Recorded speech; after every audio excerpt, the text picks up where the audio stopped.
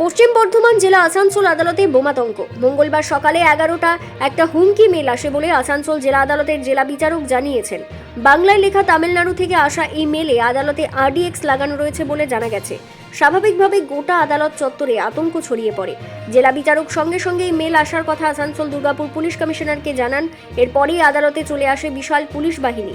আসেন আসানসোল দুর্গাপুর পুলিশের ডিসিপি ধ্রুব দাস সহ একাধিক উচ্চপদস্থ আধিকারিকরা। সঙ্গে সঙ্গে গোটা আদালত চত্বর ফাঁকা করে দেওয়া হয়। নিয়ে আসা হয় ডগ ও বোম স্কোয়াডকে। সপ্তাহের দ্বিতীয় দিন হওয়ায় এদিন সকাল থেকে আসানসোল আদালতে প্রচুর ভিড় ছিল।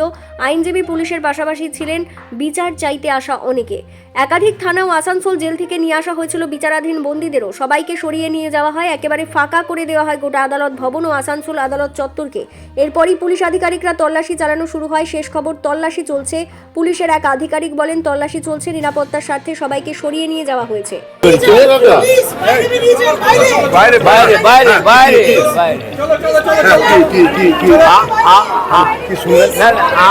আমি তো আপনাদেরকে মরতে দেবো না, আমরা তো মরতে দেবো না। আপনারা চলুন, তারপর আমরা যাব। আপনারা মরবেন, হিরো হয়ে যাবেন, আমরা সেটা বেল পিটিশনে করছিলাম। সঙ্গে সঙ্গে ডিস্ট্রিক্ট জাজ বললেন একটা উড়ো ফোন এসছে যে কোর্টের আশেপাশে বোম আছে। ঠিক আছে, এই জন্যই নেমে গেলেন, এটা নিয়ে তদন্ত। পুলিশ এসছে, বোম স্কোয়াড এসছে, কোর্টে কি কাজ করবো তাহলে? আপাতত সমস্ত হাকিম এক জায়গায় রয়েছে। বোম শুনলে কি আর লোকে কাজ করবে? পুলিশ এসছিল, হ্যাঁ, হ্যাঁ, পুলিশ পুলিশ এসছে। সব এসছে, পুলিশ এসছে, পুলিশ কুকুর এসছেন। কোথাও বোম প্ল্যান্ট করা হয়েছে এবং একটা সময় সেটাকে হয়তো করা হবে। এটা মেবি এ হোক্স কল, কিন্তু আমরা সবার সিকিউরিটির জন্য আপাতত সেফটি সিকিউরিটি মেজারটা নিচ্ছি।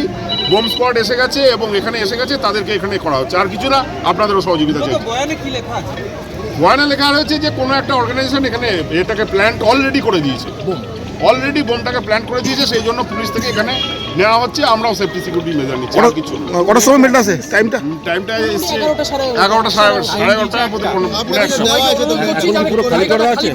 এই জন্য সবাইকে চেষ্টা করা হচ্ছে যে সবাই জায়গাটা খালি করে দেবো। Thank you. আসানসোল থেকে কাজল মিত্রের রিপোর্ট, বিগ নিউজ বাংলা।